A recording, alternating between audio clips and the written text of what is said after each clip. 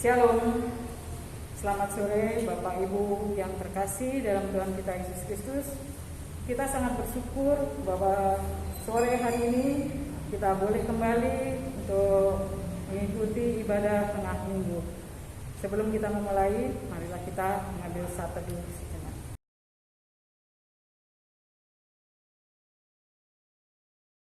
Mari kita memuji Tuhan dari NKB 2. Kita pujikan bait yang pertama dan kedua.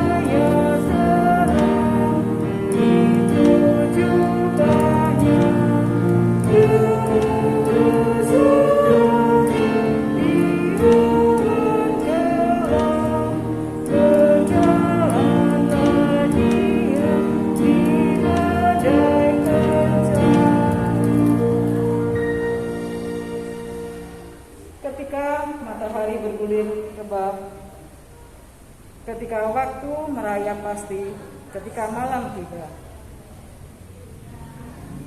Ya Tuhan, tinggallah bersama kami, sebab matahari-Mu telah terbenam dan hari telah menjelang malam. Dalam nama Bapa, Anak dan Roh Kudus, kasih karunia, rahmat dan damai sejahtera dari Allah Bapa dan Kristus Yesus Tuhan kita menyertai kita. Amin. Kembali kita memuji Tuhan dari Kidung Jemaat 64.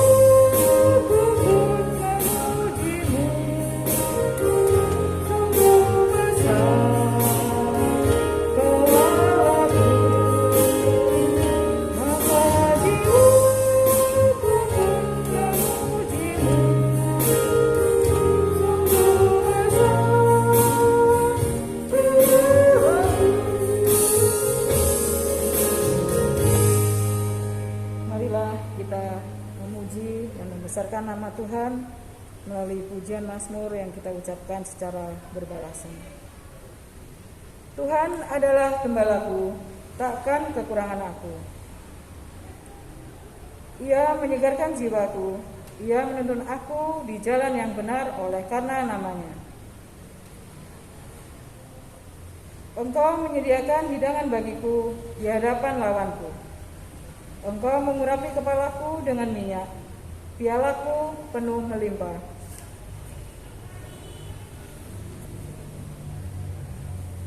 Kini tibalah bagi kita saatnya untuk mendengarkan firman Tuhan. Namun sebelum itu, marilah kita siapkan hati kita. Kita angkat pujian dari Kidung Jemaat 49, Firman Allah Jaya.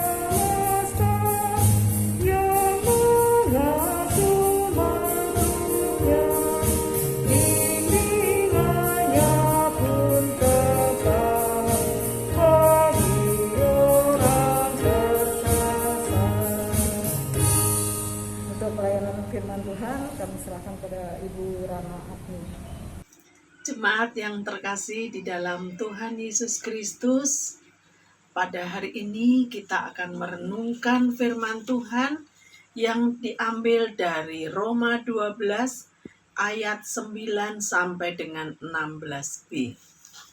Demikian firman Tuhan. Dengan judul Nasihat untuk Hidup dalam Kasih. Hendaklah kasih itu jangan pura-pura. Jauhilah yang jahat dan lakukanlah yang baik. Hendaklah kamu saling mengasihi sebagai saudara dan saling mendahului dalam memberi hormat. Janganlah hendaknya kerajinanmu kendor. Biarlah rohmu menyala-nyala dan layanilah Tuhan. Bersukacitalah dalam pengharapan, sabarlah dalam kesesakan, dan bertekunlah dalam doa. Bantulah dalam kekurangan orang-orang kudus, dan usahakanlah dirimu untuk selalu memberikan tumpangan. Berkatilah siapa yang menganiaya kamu, berkatilah, dan jangan mengutuk.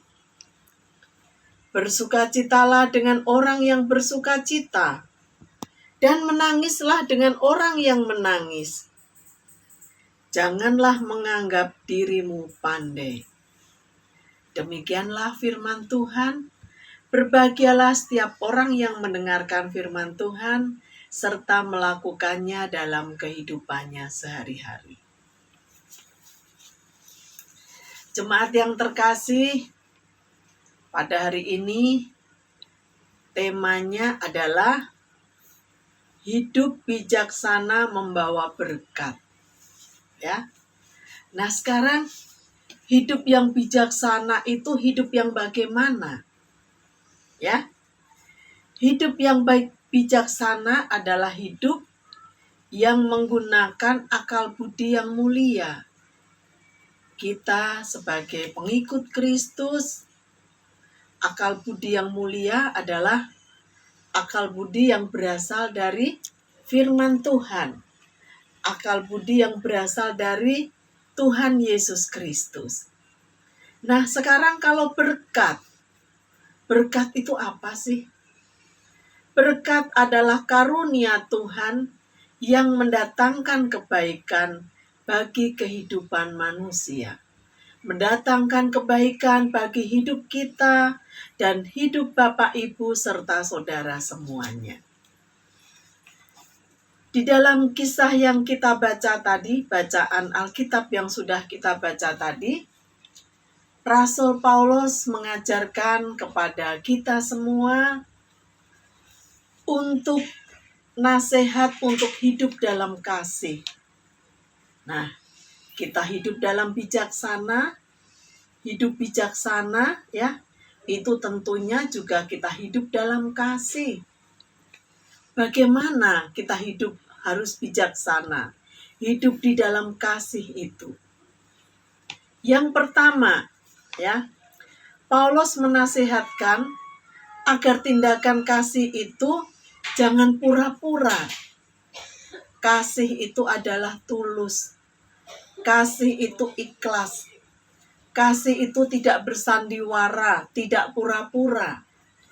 Ketika kita mengasihi orang lain, kita harus mengasihi dengan tulus, dengan ikhlas. Tidak kita mengasihi di depan orang itu, tetapi di belakang orang itu kita ngomel misalnya. Di belakang orang itu kita menjelek-jelekkan orang tersebut, ya. Padahal di depannya baik. Tidak seperti itu. Rasul Paulus mengingatkan kepada kita, kalau kita mengasihi itu harus dengan tulus ikhlas. Dan kita juga harus ingat, ketika kita mengasihi seseorang, mengasihi sesama kita, itu karena Tuhan lebih dulu sudah mengasihi kita. Yesus Kristus telah mengasihi kita dengan mati di kayu salib untuk kita semua. Itu adalah bukti kasih yang nyata dari Tuhan Yesus dalam hidup kita.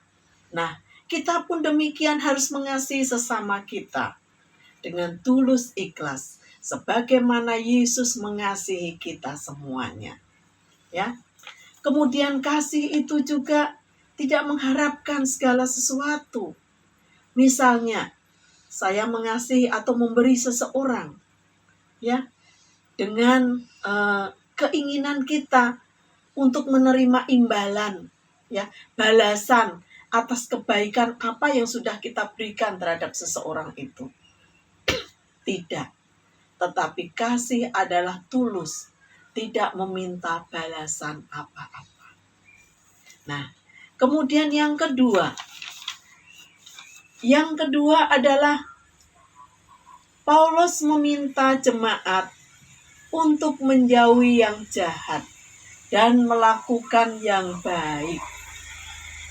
Nah, menjauhi yang jahat, membenci kejahatan, tidak melakukan hal-hal yang jahat, yang bertentangan dengan firman Tuhan. Dan kita harus melakukan yang baik.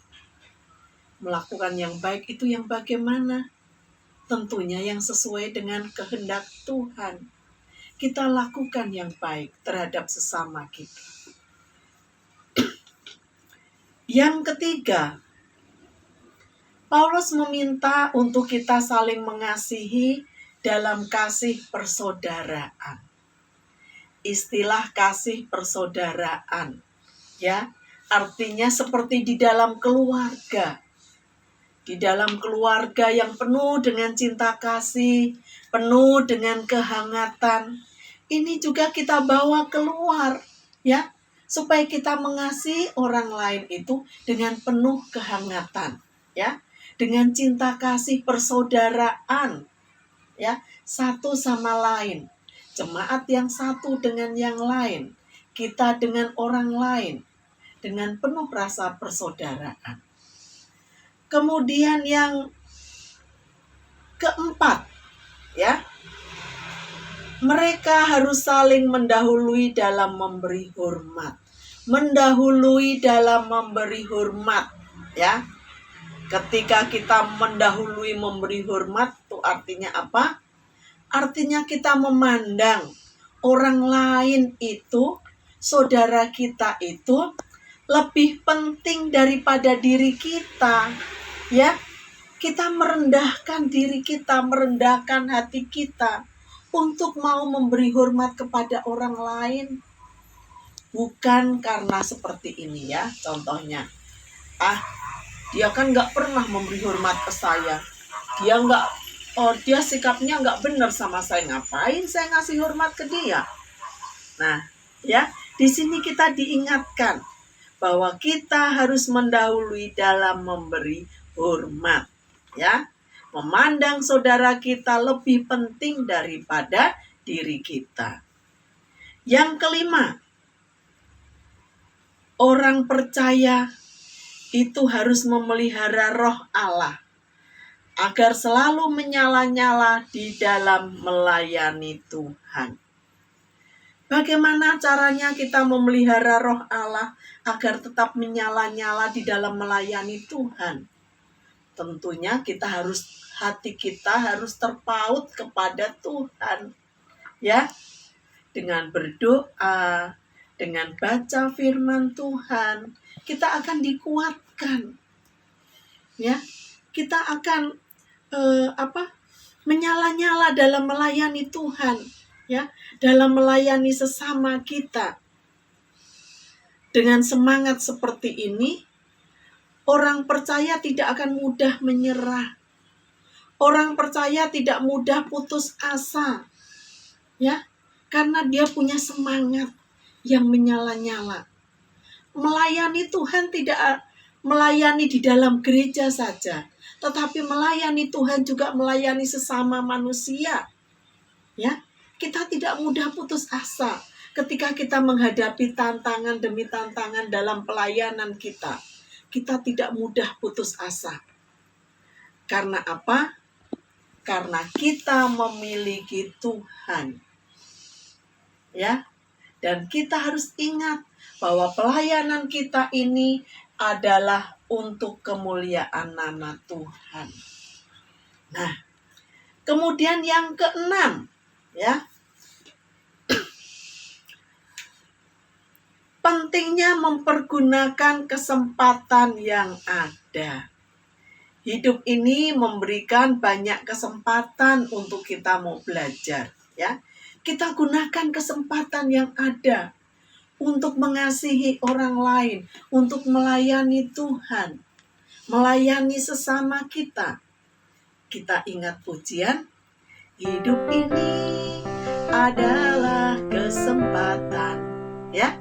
Hidup ini adalah kesempatan, sebab kita tidak tahu apa yang akan terjadi esok hari dengan kehidupan kita. Jadi kita harus mempergunakan hidup kita betul-betul untuk melayani sesama kita, melayani Tuhan dengan penuh kasih. Kemudian yang selanjutnya, ya, yang ketujuh, orang percaya hendaknya selalu bersukacita di dalam pengharapan. Orang percaya harus selalu memiliki sikap optimis. Nah, harus bersukacita dalam pengharapan, optimis, ya. Sebab kalau optimis, ya, kita yakin Tuhan akan menopang hidup kita. Tidak pesimis, tidak menjadi manusia yang pesimis, tidak punya harapan dalam hidup ini, tidak. Kita punya Tuhan.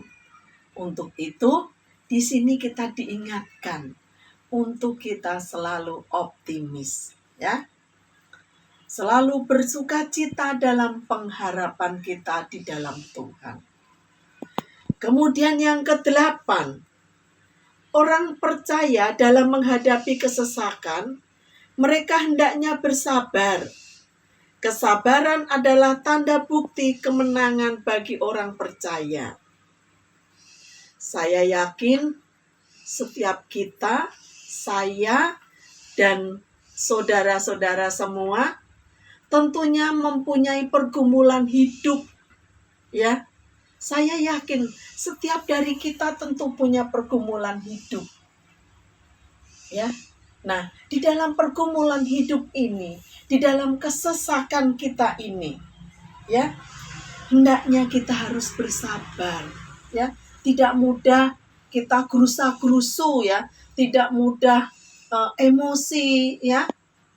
Tidak mudah seperti itu, tapi kita tetap harus bersabar menanti janji Tuhan, ya. Kita yakin waktu Tuhan adalah waktu yang terbaik, ya. Selama manusia hidup, pasti kita akan berhadapan dengan yang namanya penderitaan. Orang percaya akan tabah dalam menghadapi penderitaannya itu. Sebab apa? Sebab kita tidak sendirian dalam menanggung derita kita ini. Ya. Ada Kristus yang mendampingi kita. Immanuel, Tuhan beserta dengan kita. Nah, kemudian yang ke-9. Yang ke-9 adalah tentang doa. Paulus menasihatkan kita untuk selalu bertekun dalam doa. Ya. Orang percaya ya, kita hidup ini kan di bawah kendali Tuhan. Bagaimana kita bisa hidup tanpa doa? Ya. Hidup kita di bawah kendali Tuhan. Jadi kita harus selalu berdoa, bertekun di dalam doa. Kita nggak mampu sebetulnya berjalan sendiri tanpa pimpinan Tuhan. Itulah pentingnya kita harus bertekun di dalam doa.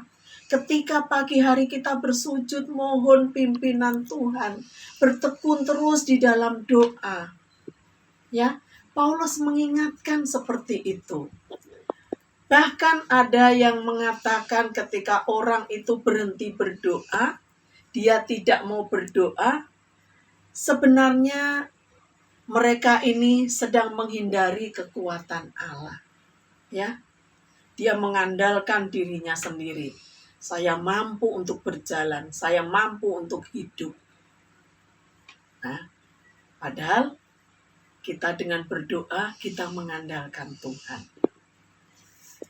Kemudian yang ke-10, berkatilah orang yang menganiaya kamu. Berkatilah sampai diulang ya. Berkatilah ya. Kita harus mendoakan orang-orang yang menjelek-jelekan kita. Orang yang menfitnah kita. Orang yang menganiaya itu tidak hanya aniaya secara fisik saja, tetapi juga menganiaya secara psikis ya. Dengan kata-kata, dengan berita yang tidak benar ya. Itu sama aja dengan penganiayaan.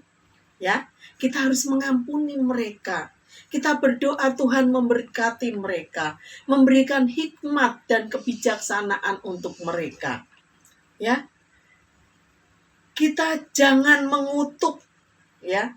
Tuhan melarang kita untuk mengutuk orang yang menganiaya kita. Tetapi kita harus doakan mereka. Kemudian yang ke-11, bersukacitalah dengan orang yang bersukacita. Menangislah dengan orang yang menangis. Saudara yang terkasih di dalam Tuhan Yesus Kristus, banyak sekali di antara kita kalau menangis dengan orang menangis ya, orang yang sedih, kita juga ikut sedih, empati ya, bersimpati ya, itu sudah umum gitu ya. Banyak, saya katakan bukan umum, tetapi banyak orang yang melakukan seperti itu. Tetapi di sini kita diingatkan, bersukacitalah dengan orang yang bersukacita. Artinya ketika ada orang lain yang bersukacita, misalnya dia mencapai kesuksesan, atau misalnya dia bisa membangun rumah yang bagus, dia kan sedang bersukacita. Nah, kita juga ikut bersukacita. Tidak kok terus kita mengatakan misalnya, dia mendapatkan pekerjaan di situ kan karena ini, karena itu, karena membayar uang. Dia bisa membangun rumah itu kan karena korupsi, karena ini dan itu. Nah, kita di sini diingatkan, bersukacitalah dengan orang yang bersukacita. Ketika ada orang bersukacita, kita turut bersukacita. Ya, kita turut mengucap syukur. Itu yang Paulus ingatkan buat kita. Kalau kita tidak ikut bersukacita ya, kayak seperti tadi yang saya contohkan, ada rasa iri hati di dalam diri kita. Ada rasa yang tidak bagus dalam diri kita. gitu ya. Itu yang tidak diinginkan oleh Tuhan. Kemudian yang ke-12, janganlah menganggap dirimu pandai. Jangan menganggap dirimu pandai. Artinya jangan sombong, ya. Di atas langit masih ada langit, ya. Ketika kita merasa diri kita itu paling pandai, ya. Wah, itu segala-galanya, ya. Ya, kita ingat ketika orang yang meninggikan diri, ia akan direndahkan. Ya. Jangan sombong, itu artinya, ya. Tetapi kita harus memiliki sikap rendah hati, ya. Seperti padi, ya. Semakin tua, semakin menguning, dia semakin merunduk, ya, menunduk, ya. Demikian juga kita diingatkan. Semakin kita banyak ilmu kita, bukan semakin sombong. Menganggap diri kita pandai, orang lain lebih rendah daripada kita. Tetapi di sini kita diingatkan untuk kita rendah hati. Jemaat yang terkasih di dalam Tuhan Yesus Kristus, kemudian hubungannya apa ya dengan tema kita pada saat ini? Ya, hidup bijaksana membawa berkat. Nah, ketika kita dalam hidup kita melakukan nasihat-nasihat dari Rasul Paulus ini, kita akan beroleh akal budi yang mulia. Kita akan hidup bijaksana. Sehingga kehidupan kita ini membawa berkat bagi keluarga kita, membawa berkat bagi jemaat kita, membawa berkat bagi sekitar kita, membawa berkat bagi bangsa dan negara kita, membawa berkat bagi semua orang. Ya, itulah yang dikehendaki oleh Tuhan kita. Kita diberkati untuk memberkati orang lain. Demikian renungan yang saya sampaikan pada saat ini. Tuhan Yesus memberkati. Kini tibalah saatnya bagi kita untuk mengumpulkan persembahan. Bapak Ibu yang dikasih bisa mengumpulkannya di rumah dan menyerahkannya ke gereja, ke sekretariat pada jam-jam kerja. Untuk firman yang melandasi akan persembahan kita diambil dari Maleakhi 3 ayatnya ke-10. Demikianlah firman Tuhan. Bawalah seluruh persembahan persepuluhan itu ke dalam rumah perbendaharaan, supaya ada persediaan makanan di rumahku. Dan pujilah aku, firman Tuhan semesta alam. Apakah aku tidak membukakan bagimu tingkap-tingkap langit dan mencurahkan berkat kepadamu sampai berkelimpahan. Kita mengumpulkan persembahan sambil diiringi pujian dari pelengkap Kidung Jemaat 216.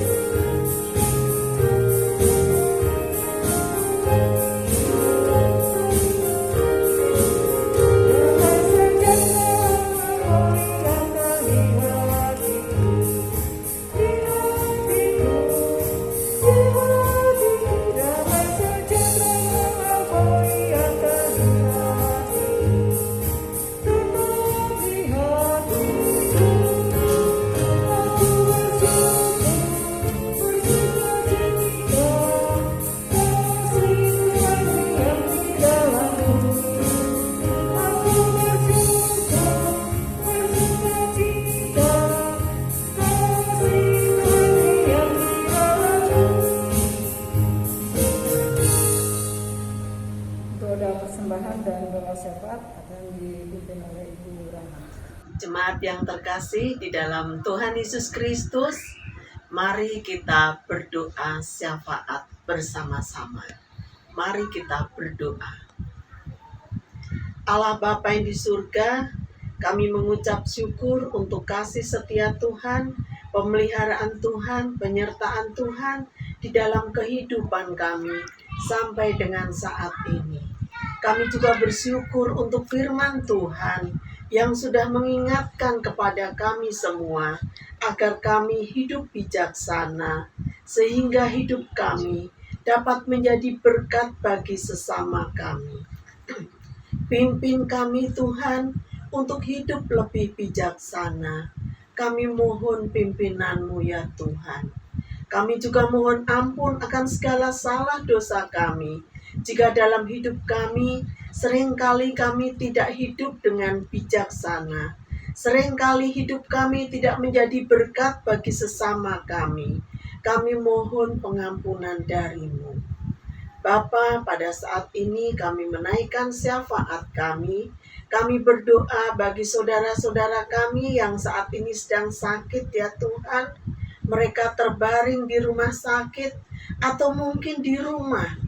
Kiranya Tuhan menyembuhkan saudara-saudara kami ya Tuhan. Tolong mereka Tuhan, berkati setiap obat-obatan, para dokter dan perawat yang merawat mereka. Tuhan berkati, tolong saudara-saudara kami ya Tuhan. Kami juga berdoa bagi orang tua kami, kaum usia indah. Kiranya Tuhan memberikan kesehatan, kekuatan, dan penghiburan di masa usia indahnya.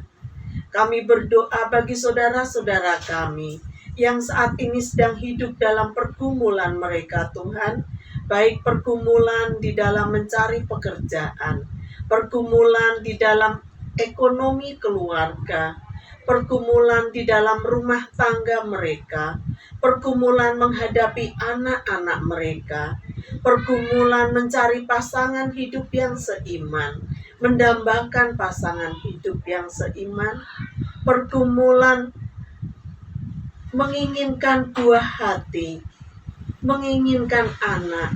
Kiranya Tuhan berkati ya Tuhan. Tolong kami semua yang hidup dalam pergumulan, untuk kami hidup lebih sabar, lebih berpengharapan di dalam Tuhan Yesus Kristus. Kami menaruh semua pergumulan hidup kami hanya kepada Tuhan Yesus Kristus. Dan Tuhan akan menjawab doa kami ya Tuhan, di waktu yang Tuhan tetapkan. Kami percaya Tuhan memberikan waktu yang indah dalam hidup kami. Tuhan, kami juga berdoa bagi semua program kerja di gereja kami. Kiranya Tuhan berkati setiap program kerja kami, sehingga program kerja kami dapat membawa berkat dalam kehidupan bergereja kami. Kami juga berdoa bagi bangsa dan negara kami Indonesia. Berkati bangsa dan negara kami Indonesia. Berikan damai sejahtera Tuhan bagi Indonesia. Berkati pemerintahan kami yang teratas sampai dengan yang terbawah. Berikanlah takut akan Tuhan bagi pemerintahan kami. Berkati juga kota kami Purwakarta. Berikan damai sejahtera Tuhan bagi Purwakarta. Terima kasih Tuhan, kami juga membawakan persembahan kami serahkan kepadamu. Tuhan berkati persembahan ini. Berkati setiap tangan-tangan yang memberi. Berkati kami yang mengelola persembahan ini. Sehingga persembahan kami untuk kemuliaan nama Tuhan. Di dalam nama Tuhan Yesus Kristus kami berdoa. Dan kami akan menyerahkan doa kami ini. Kami akan berdoa seperti doa yang sudah Tuhan ajarkan kepada kami. Bapa kami yang di surga, dikuduskanlah namamu, datanglah kerajaanmu, jadilah kehendakmu di bumi seperti di atas surga. Berilah pada hari ini makanan kami yang secukupnya, dan ampunilah segala kesalahan kami, seperti kami juga mengampuni orang yang bersalah kepada kami. Dan janganlah bawa kami ke dalam pencobaan, tetapi lepaskan kami dari yang jahat. Sebab Engkaulah yang mempunyai kerajaan, kuasa, dan kemuliaan sampai selama-lamanya. Amin. Untuk mengakhiri ibadah kita pada sore hari ini, kita pujikan dari pelengkap Kidung Jemaat 165.